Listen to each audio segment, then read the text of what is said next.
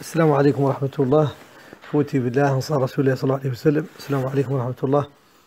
راني هذا الخطاب موجه للإخوة، الأخ المنسق العام الحسن والشبيه، وجميع شباب النصرة، والأخت بية من الشبيه، والأخ عمار، وجميع أعضاء الأسرة الكريمة المحترمة، وكذلك جميع أنصار الشريف الفاضل الشيخ الرضا، وجميع أنصار رسول الله صلى الله عليه وسلم بجميع المكونات.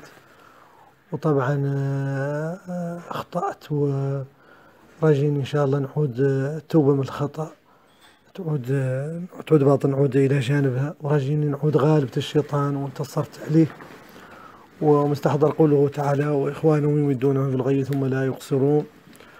وقطعا استفدت مولي من هذه المكون الرئيسي لهذه الأمور هو أهل المحبة. وأهل المحبة قطعا استغربت من تعليقهم على فعلا ما من احترام الجناب النبوي قاع، والله قدسية الانتصار لو نرقاش يستحضر نفسه.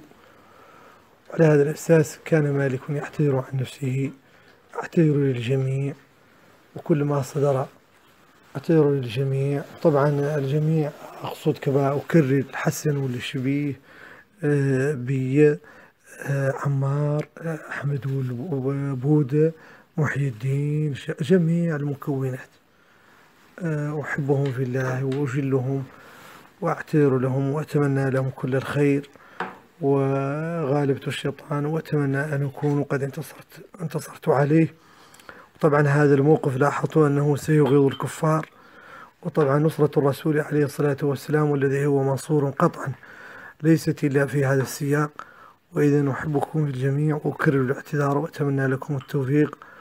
وطبعا أكرر أيضا أن الكلام الذي نشر في مجموعة من مجموعات الواتساب، وأنا شخصيا لا أعرف هذا التطبيق، وإنما عرفته فقط من خلال نصرة الرسول عليه الصلاة والسلام، ولم أكن أبدا أتوقع إلا أنه يبقى في إطار الحدود الضيقة لمجموعة النصرة. ولكن للأسف إذا بالأغيار والأعداء ومن يوادون من يحدون من واد الله ورسوله يهللون له ويستبشرون به، إذا لغيظهم ولكمدهم قررت أن أسجل هذا الاعتذار للجميع، وأتمنى أن أكون قد انتصرت على الشيطان وغالبت نفسي. وجزاكم الله خيرا، والسلام عليكم ورحمة الله.